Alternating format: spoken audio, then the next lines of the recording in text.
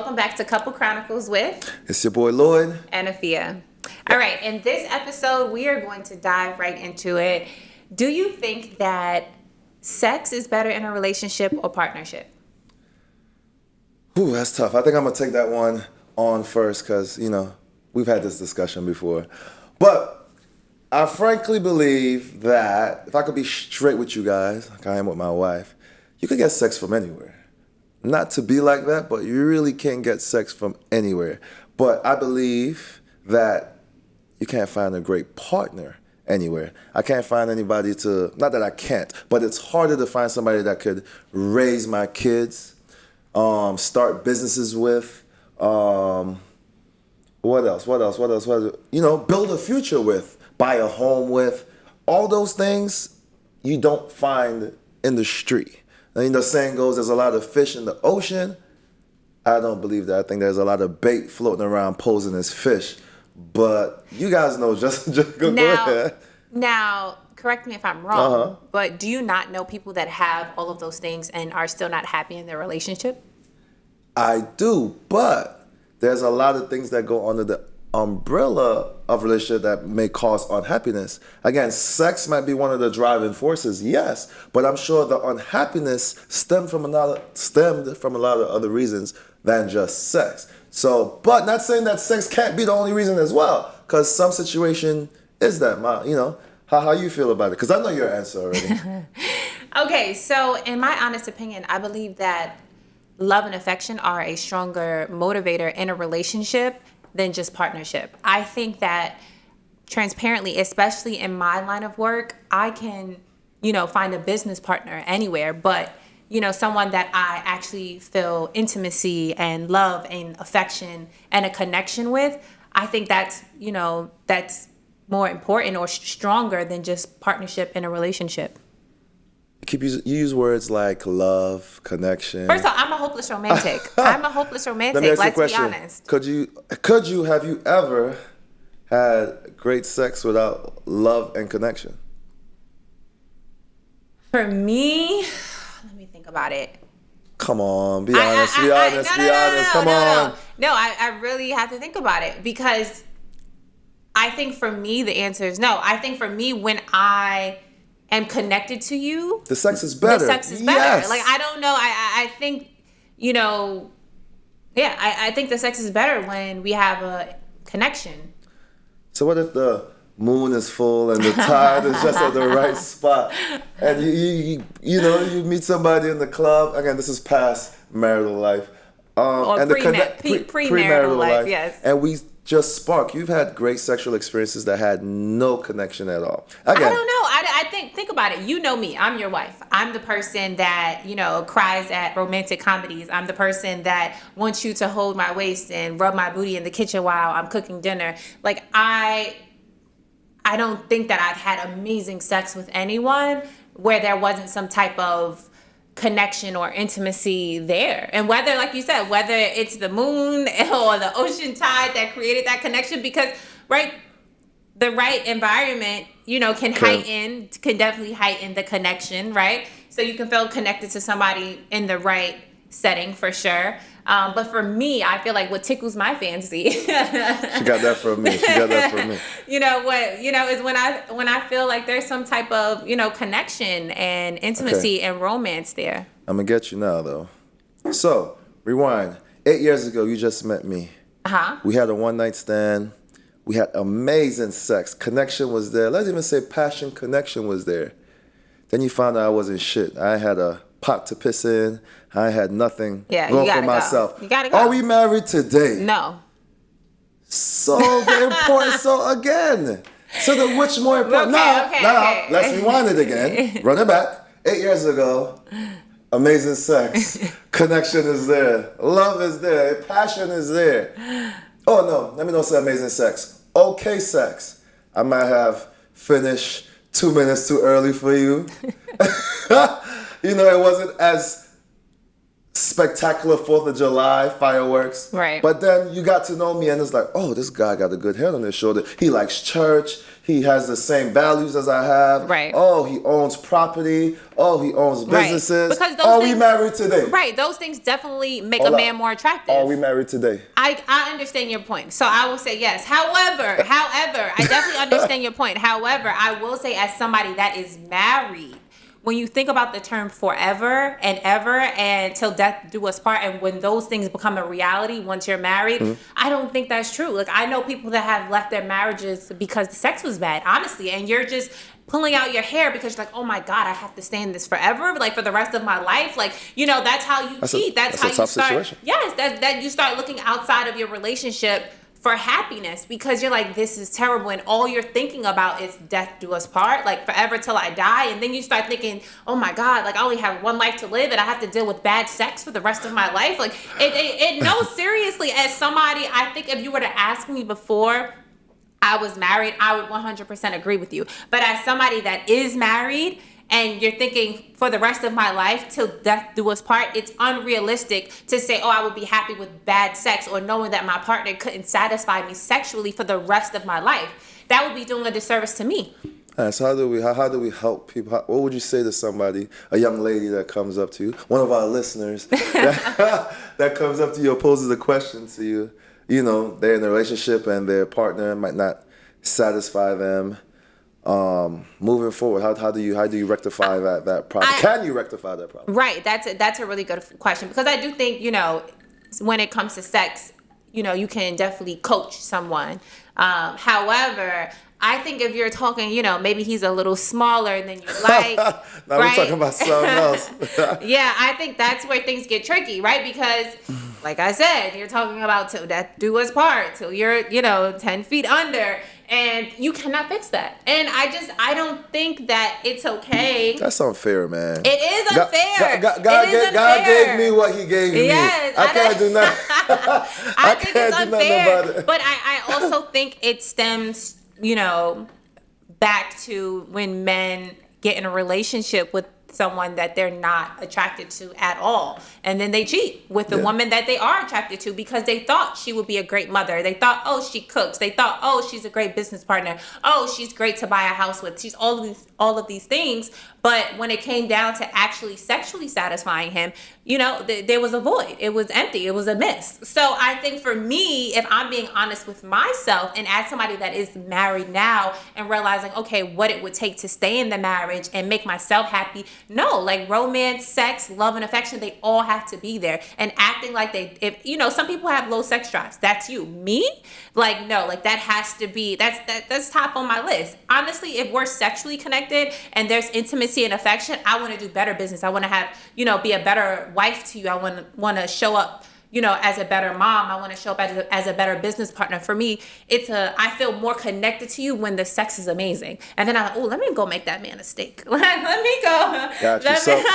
Let me go and, let me go, fold his laundry. Not like that, but I think for me, because I feel connected to you in that way, it does make me want to show up for you better in all of the other areas in our relationship. All right, cool. She say sex. I say partnership. You guys tell us what you think. Yes. I would love that. I would love to know what you guys think because... Lucky for us, we have both. We have a good balance, so we don't got to worry about that. What we got next, man? And before we switch topics, I want to know from both perspective, women that are married and women that are not married, because it's easy to say partnership premarital, but once you are married, think about, would you really want to have bad sex for the rest of your life until you're dead? Like, could you really stay in a marriage knowing this ain't it? Like, this really ain't it. So anyway, moving on to the next topic. Let's dive into, from a man's perspective, I think a lot of women want to know, when it comes to marriage, why is marriage a lot of women want to know, why is marriage too big of a commitment, but having kids with someone isn't? Good question. I haven't thought about that one. Speaking from a man's position, so I have a belief. It's in a man's nature, genetic build to want to procreate. It's our job to be fruitful and multiply. That's in the Bible, by the way. This is Okay. what we were built for. While we have sperm, we're supposed to spread our seeds and help the population of the earth. So I think in our core, we're comfortable doing such. Again, we're not talking about is it good. We're just talking about in our core, base nature. And I've had this conversation with you. I believe in a woman's nature and core. It's to be a nurturer. It's to be a nurturer, and that's why marriage means so much to you. The commitment part. I really just think it's this day and age, man. I think we're growing further and further away from the days where people cherish or value marriage the same. And just to be honest, whatever the reason is, you could go into the different reasons. Too much choices, social media, whatever those choices are. But I think just based on history and again, each person's experiences, their relationships, the fact that the divorce rate is at an all-time high, I can't blame someone for seeing the negative. Yeah, seeing the negative of marriage and not want to have that same thing. Nor can I blame someone or fault someone for wanting the same thing. I think that is one of the first conversations you should have when you're dating somebody. And Do you believe in marriage? Yeah, and I think we had that conversation when we first met. Right. I dove right into those points to see if our values match. So I don't think I think it's a combination of the two. I don't think the men are really saying it's a stronghold on their decision not to be married. I just think they believe kids can be a lot more, two people can coexist having a kid rather than going through the business, which I do think marriage is, the business part of marriage. Now, tracking back our backgrounds were the same. Our parents are still married. Yeah. They're still married. They've been together for 40, 50 years. Yeah. So this is what we've seen. This is what we've believed in. And we cherish those things. So you're saying, correct me if I'm wrong, Okay. you think that it's easier for two people to coexist as parents versus being married? Tricky question. Because I think being a parent is just as much work as marriage. Both of them take equal amount of work, in my opinion. You know. That's not what I'm saying. We're talking about the commitment of both, the commitment of marriage for the rest of your life. Right. I have a son. We could be separate. I still have my son for the rest of their life. I don't have to be Dealing committed with to you right. for the rest of my life. So you're saying there's a time stamp. There's 18 years I there. think that there is the time stamp of forever. And you kind of share those sentiments because you don't want to be stuck in a right. bad sex relationship all your Right. life. So the men might be thinking, I don't want to deal with whatever For the rest of your life. for the rest of right. their life. I think It's tough. That's a tough one. That's a tough one. That's a tough one. I do think that is why a lot of people get divorced, because you're thinking, well, can I deal with this situation for the rest of my life? Especially if the situation is not getting better. Like, you know, if you're going through counseling and you're going through, you know, you're putting in the work. First of all, it takes two people to show up and do the work, you know, and I think if one person is showing up and the other person is not, for me, tough. You know, I don't know if I could stay in a relationship where I'm showing up and the other person is not. And I agree with you in the sense that, you know, yes, if you're a great dad and I'm a great mom, we could, you know, show up for our child. But in terms of being married, if I'm showing up and putting in the work and doing the necessary changes and you're not, for me, that's a signal that you don't want to be here. And I can't be anywhere. I can't be in a marriage by myself. And let's be clear. Nowadays, it's not only the men. Yeah. Women now are not stepping out and saying that they don't want to be married, they just want kids. If you look at Jalen Green and what's her name? Oh, Drea. They weren't clear about what they wanted. She was very clear about that. They don't want to get married, they want a relationship, they want to raise kids together. Yeah. And maybe the divorce rate will be lower if people ain't getting married, obviously, just by sheer numbers. But I respect them for recognizing what they want and what they're able to do and what they want to do together, and I hope it works. Let's see if it works, and then maybe we have another conversation. But it's not just men now, so saying that men do it, I think women are a lot more on board these days. You know, Think about it. I'm like, I Think don't know about if it. I agree with you, because I feel like it's easy to have that stance, when you're looking from the outside in. But I do think that, as a mom and the journey, I wouldn't want to have a child with somebody that was not my husband, or we didn't, we didn't even want to go down that route, because I know what it takes. And I know that I would want a man that's committed to me, really committed to me. Like, I know what it takes to, the journey. You're putting your life at risk, honestly. When every time you have a child, the women that have lost their lives giving birth, that rate is extremely high. So I think for me, I would want a man that's fully committed to me in every aspect, where, yes, we're having a child. I'm putting my life on the line for this child.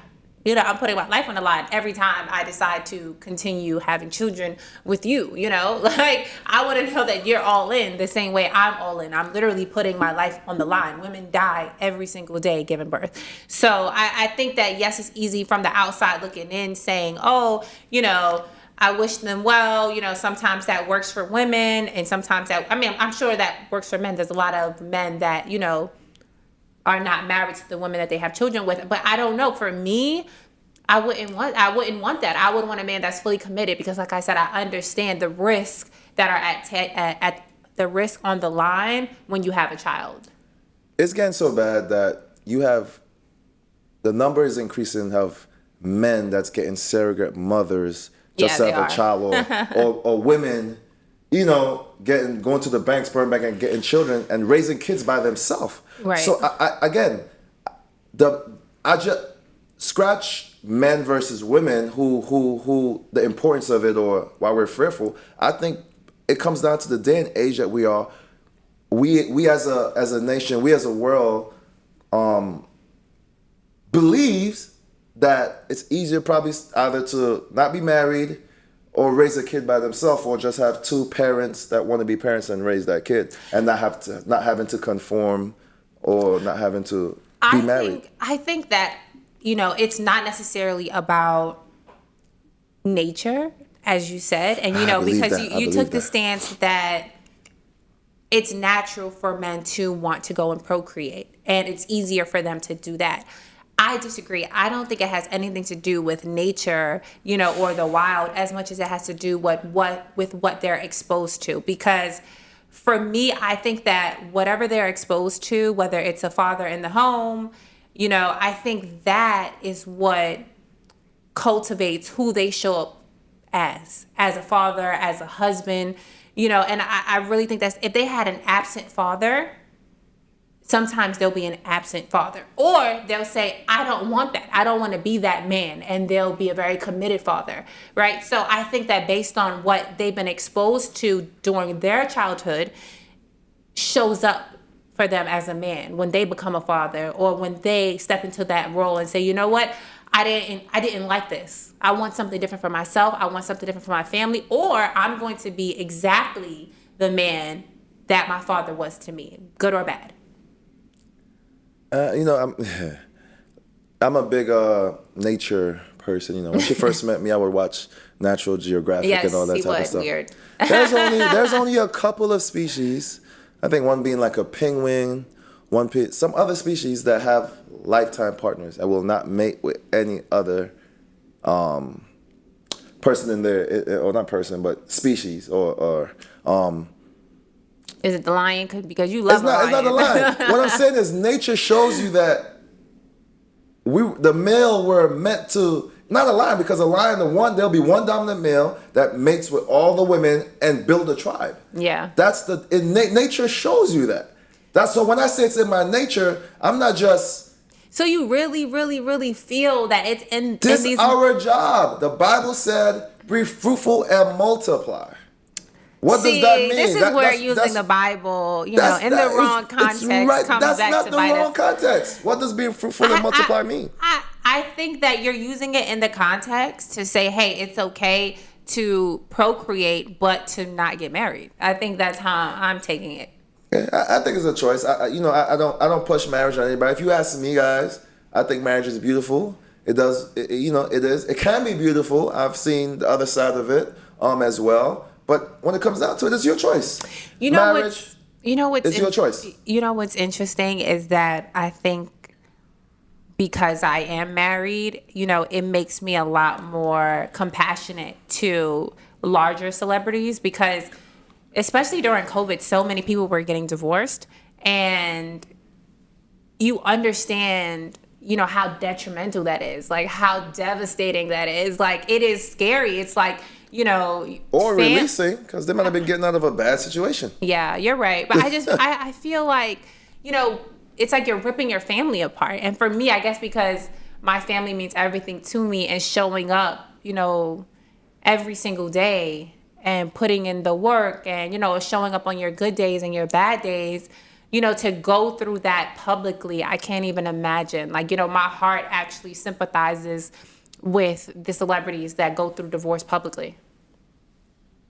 Well, the key is, guys, is happiness. Whatever makes you happy, I think you choose that. Marriage, no marriage. Kids with a partner, no kids with a partner. Whatever makes you happy. I just want to be clear that I think if a woman is saying, if she's going into having a child, not wanting a partner, and that is a decision that she is making, that's okay. I'm definitely, pro right for women to choose whether they want to, just be a mom, because there's a lot of women that are 40, 50. So what about the men? You don't feel that same way with the men? You don't Absolutely. Share, you don't I think a man, we know a man that has done it. Right. Yeah.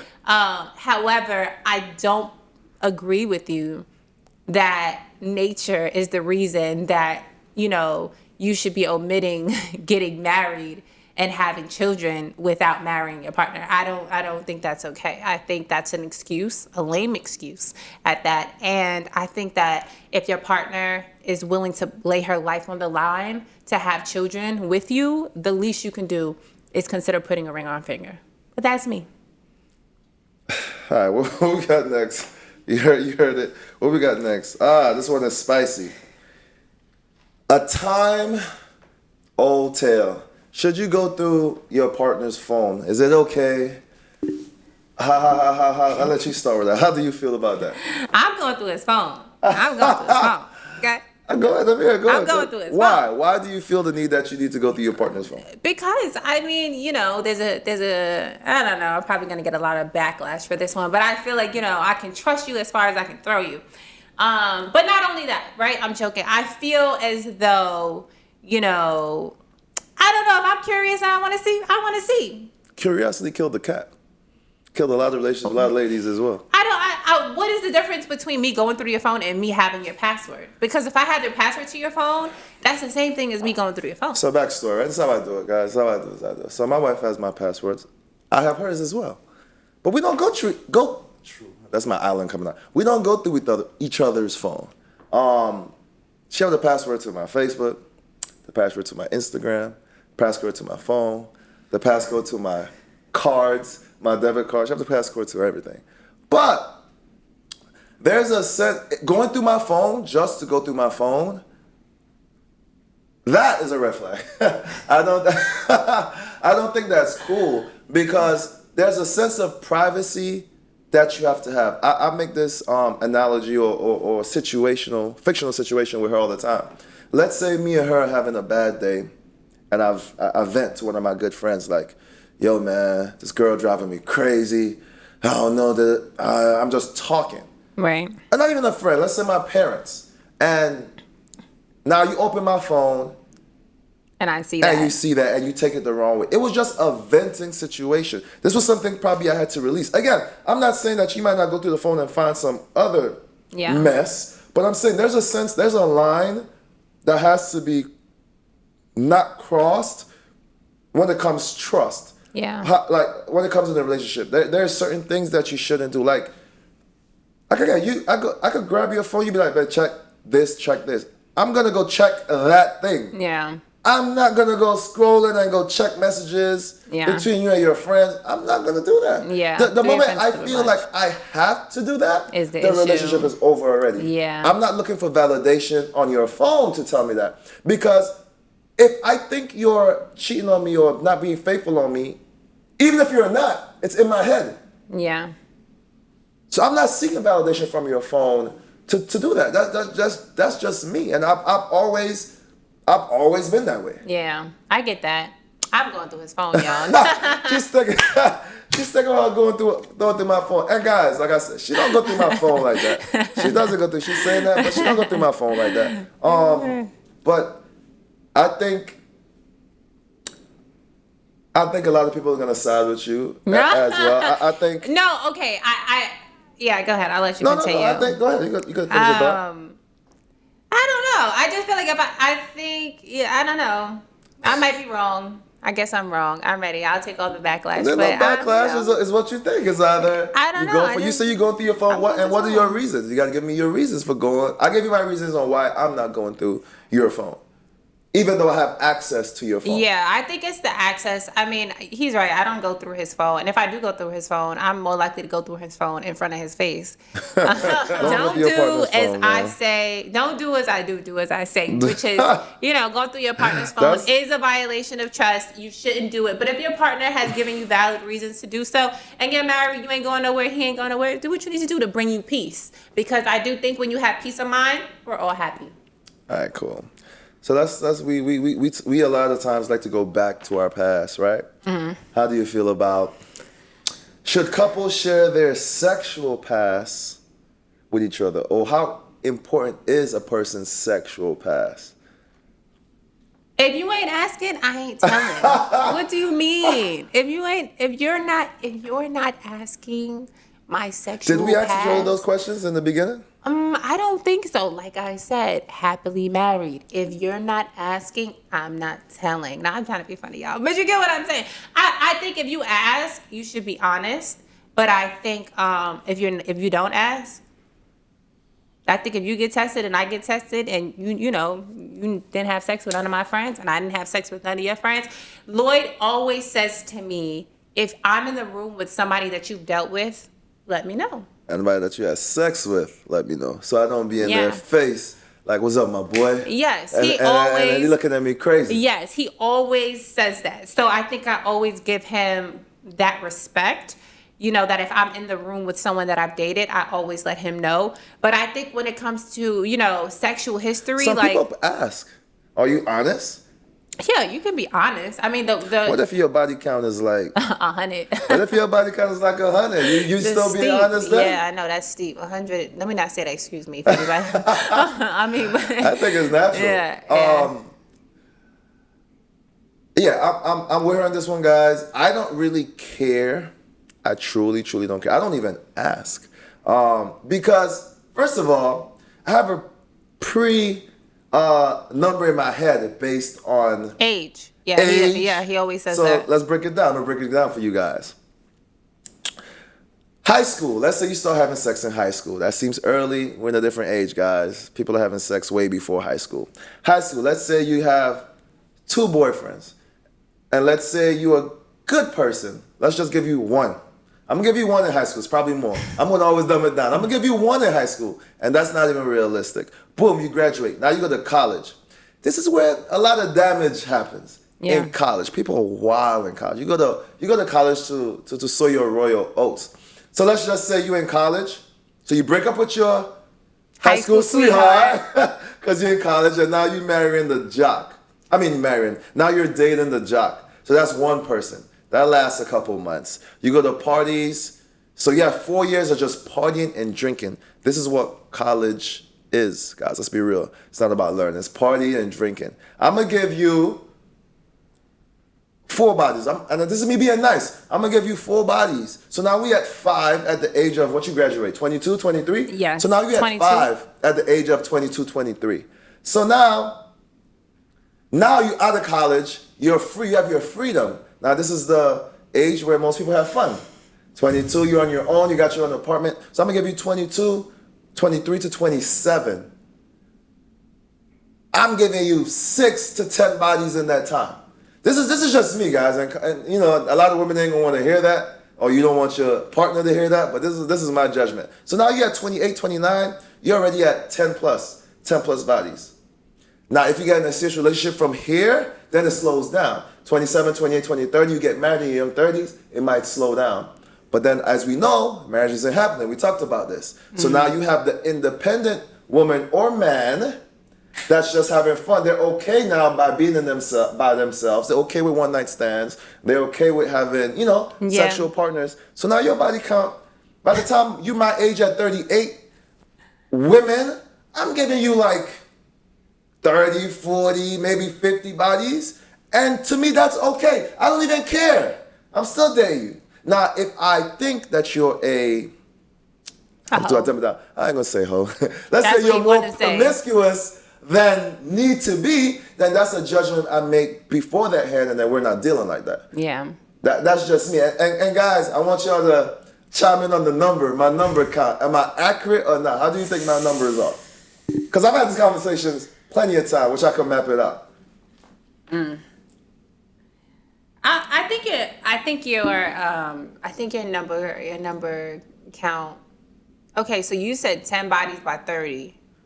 And that's being generous. Yeah, because that's being generous. I think if you start having, let's say you start having sex at 16. See the age? I was right. Yeah, let's say you start having sex around 16. Let's say you do two a year to 25. That's 4. That's 9. Ooh. Then that's 18. Ooh, that's legit. Yeah. I see what you mean. The numbers get up. So yeah. That's only. But imagine that's only 2 sexual partners a year. And people do more than that. But two. So let me ask you a question. Let's spin off of that. Does the number count then matter moving forward in the relationship? What if you ask, they're honest? That's hard because I feel like when it comes to men, it's such a double standard. Men can have as many sexual partners as they wish. But when it comes to women, if you surpass a certain number, you're deemed a hoe, you're deemed a slut. So it's just, it's completely a double standard. I mean, I think men get looked at the same way. They just don't get judged the same way. Right. Because if I first met you and I said I had sex with 300 women, you'd be like, oh, you nasty. And you need to go to counseling. You need a STD test. You might not want to deal with me. Yeah. So there's a certain level when it becomes too excessive, per se. But I understand what you're saying in terms of asking. I do. I'm not asking. Yeah, no. I mean, I don't ask either. Don't get me wrong. I've never asked a guy. I don't even think that I've ever dated, actually, how many sexual partners that he has. But I think that if he willingly confided in me and said, 300-400, it would be a red flag to me. And I would say, because it's no possible way, that you've had sex with all of those people. You'd be surprised, whatever you're searching for, it seems like something, for me, it would be like, okay, what are you searching for? Is there something deeper than just sex that you're not filled? For men, it's just sex. It's just sex. Okay, it's just gratification. Yeah, because I'm like, is it something women, else? But it's mostly men. It's just gratification, sexual gratification. You don't feel like 400 bodies for a man is excessive? 400 people in a room? Do you know how many people 400 people in a room is? I think people will be more surprised if we all knew how much people we slept with. I think we'll all be surprised. Everybody. Yeah. Even back in the old time. Yeah. But they had no way of it wasn't no social media and stuff, so it seemed more private. But yeah. I think we'll all be surprised if we had a grading system somehow. Maybe that's coming in the future. You type up a person's name, you see how much sexual bodies they have. I really think that it's a double standard when it comes to men and women. Because like I said, I know men that have, their wife or girlfriends could have 1 or 2, let's say less than 5 sexual partners. And it's like, they're a hoe. Less than 5. I know a lot of men that have egos like that. I have a lot of men that have egos like that. Their ego is so high, and then they can have sex with whomever they please, but because they feel like their woman should be Mary, it's just they want a pure Virgin Mary. They want a pure Virgin Guys, Mary. That does not exist. Get it out your head. If you my age, if you're 25 and over, she got about 10 bodies under her belt, so just deal with it. Sorry if I'm ruffling any feathers out there, but I'm just being real. And I'm always gonna be honest with you guys, man. We have one more for them, or that's it? We can do one more. Let's dive into should couples Should couples consider living together before marriage? Good one. Let me start with that one. So, backstory. I like to give stories because, again, this is about us. So I pull a lot of this, stuff from our relationship. When we started dating, I had my own spot. I had to have a conversation with her dad because we made the decision that we were gonna move into each other. So I'm respectful. I'm kind of old school still in this new era. So the old folks are gonna say, "Oh, y'all shouldn't be shacking up." Yeah, they would. So I told him my plans. I was like, "Look, I'm looking to propose to your daughter. We're not just shacking up. I showed him the text. Rings are being made. This is what's happening. We're just feel like it's time to move up." I've also had this conversation with my mom, and my mom is a Christian. That's how I was raised. So she's very old school. She's gonna say, "No, you should marry before you move in together." But again, I talk about the transition in time. We're in a time where I think, I don't want to say it's time driven. I just think people are crazy. People are nuts. I say that all the time. I think you need to know who a person is. Sometimes you're in a relationship with a whole person, you don't even know who they are truly. I think being around them 24 hours, seeing their shifts of emotion, seeing how they are at home when they let their guard down, because a lot of people dating put up this facade and how they will be. I want to see what your hair loose. I want to see your eyelashes off, kick back. I want to see all that because the truth is going to come out. And I believe they should do a study. There probably is a study.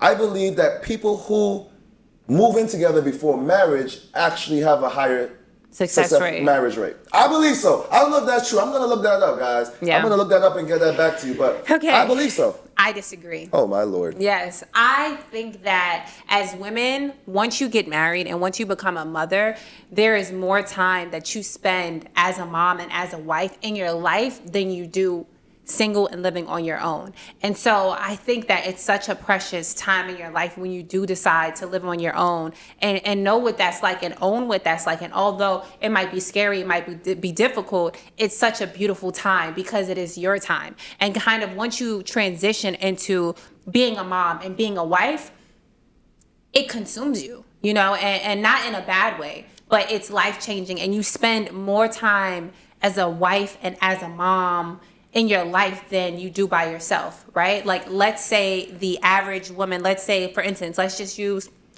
28, right? Like, or we could even use 30, right? I would say 25, but I don't know if all women are, predominantly getting married at 25. So let's just use 28. So that means let's say you were dating for 2 years before you got married at 28. That puts you at 26. Right? And so let's say 26. So that's 26 years of your life that it was just you. Or let's say you and your family. Let's say you moved out at 22. Mm-hmm. So that's 4 years between 22 and 26 that it was just you before you met your partner, mm-hmm. got engaged. And that's assuming you got married within 2 years, right? So I'm just saying 28. 28 until death do us part is a long time. 20. Let's say you're 28. You got married at 28. Decided to have children by 30. Now 30 to 18. You've been raising kids from 30 to what? 20 years. That's 50, right? So that's 50. So let's just say in my opinion, you spend more time as a wife and as a mom than you do by yourself. And when I say that time, it's important for a woman to have that season in her life. I agree with you. Let's wheel it back. So you say from 22 to 20, what's the age? I said, let's say assuming she moves out at 22. Like some women don't. 28. Some women don't. So that's 6 years that you need to, for yourself, and understand you and develop who you are. And that's living by yourself.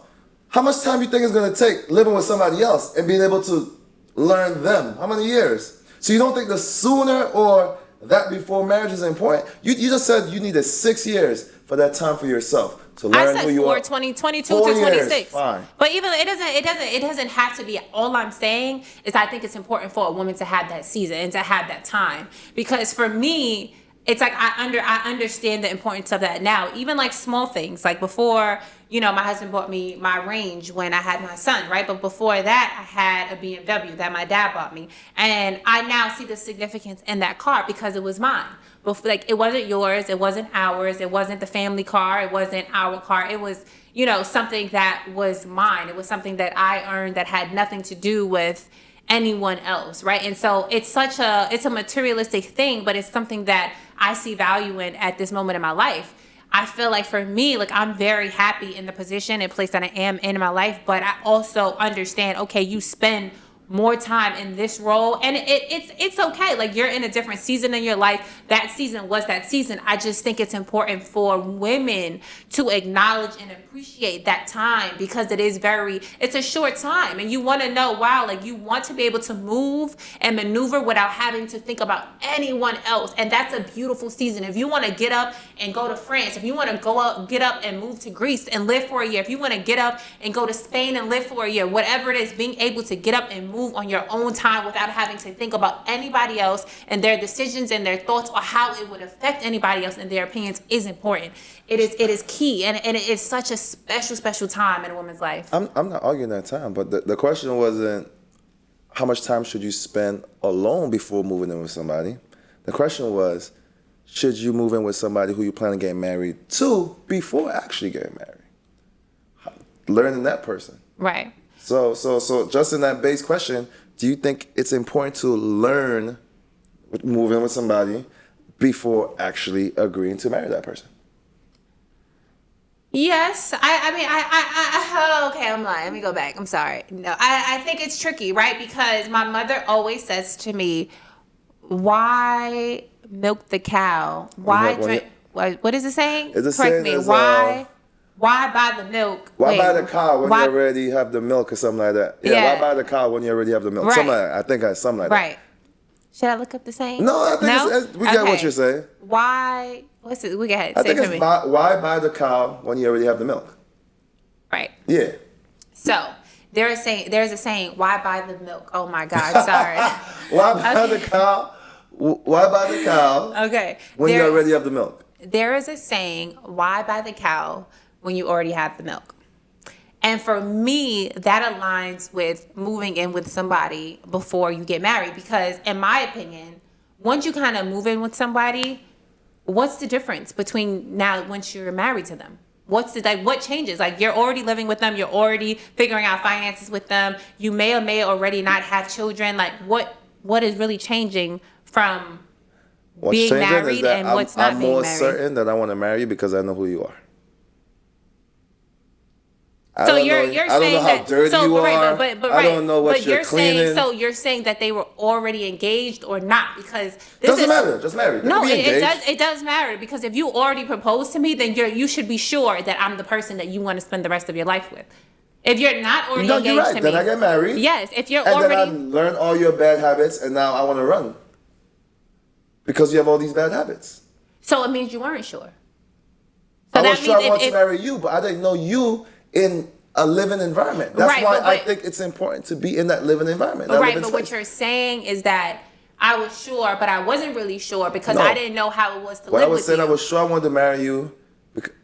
But you weren't sure because you didn't know what it was like living with me. So there still was this, that's why I chose to live with my partner before I get married. Right, but assuming that you already proposed, it shouldn't matter, in my opinion. If you've already proposed to me and you're saying this is the person that I want to spend the rest of my life with, it should not be exclusive of, oh, you're a bad person to live with. No, you're saying I want to spend the rest of my life with you regardless of what it's like to live with you, or regardless. You're saying that, and let me be clear, you're saying that the living conditions are not work throughable. You're not able to mediate or meet each other or learn. You're saying that living with each other is a reason to exit the relationship. And that's where I disagree with you on. Okay, I love these situations.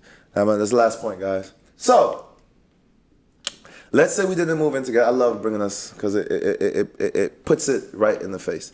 Let's say we move in together. We didn't move in together before marriage, and now we move in together. We're engaged, we're married, we live in the house together. I don't clean. I'm dirty as crap. I'm dirty as hell. The house is a mess all the time. Now you're my personal maid. You have to clean up for me all this time. How do you deal with that? Well, you didn't know these things beforehand. There's underwear in the toilet. I'm leaving pee in the toilet. No, that's disgusting. However, what I'm saying is from your standpoint, you're saying that living with the person, you cannot work through whatever those issues are to proceed with the marriage. I am saying I think you can. I think that, if the person, first of all, you have to have a conversation. The person might not even know I'm dirty if they've only lived by themselves or have never lived with anybody else, right? There might not be an etiquette to living with somebody else, right? I agree with you. I think that if you're saying it depends on the person too, because some men, depending on their jobs, right, they have a house cleaner. And you'll be like, okay, you know what? You're not the cleanest person. I'm going to need $200 every month or every other week for the maid to come, right? When you're here, you might have your own bathroom. I have mine. Like, you understand? You might be able to put systems in place to work that out, work out the living situation. But it's not we're going to not get married, proceed to the marriage for you. You're saying, okay, well, if we can't live together and if we can't live together and we're not, peacefully copacetic in the house, we're not even walking down the aisle. Versus I'm saying, if you propose to me and you feel like I'm your forever person, then I should be your forever person. We should be able to work through whatever the differences are in the living situation. If it's messy, if it's you don't cook enough, you're going to learn that. It's a learning curve, right? But it should be, I'm open to that learning curve. Not if the learning curve, if we don't agree, right away, then we're not walking down the aisle. It sounds good, but I'm gonna stick with my stance, guys. Get to know your person before you marry them. It's gonna save you a lot of pain in the future. I got to know my wife before. I moved over. We lived together for 2 years. And people are crazy. Watch the news. People are crazy. You don't know who you're dealing with. I just think that if you've already proposed to your partner, then you should be open-minded to saying, okay, whatever the differences are in living together, that we can work through those. It shouldn't be a termination for walking down the aisle. It should be, this is my forever person. He checks all my other boxes. You know what? Maybe if I have a conversation with him, or maybe even if we go to counseling, you have to do premarital counseling before you even walk down the aisle. Maybe that will rectify whatever is necessary to get married. We should be open to that. It can't be, this is my perfect person. And he's not the cleanliness, or, she doesn't cook enough, or, okay, well, how can we come together and work those things out? It shouldn't be a deal breaker. All right, we're going to disagree on this one. I'm excited to hear what you guys got to say about these topics. Yes. We're going to be looking out. We're going to comment. I think until next time, this has been a joy. See you next time on Couples Chronicles. Peace.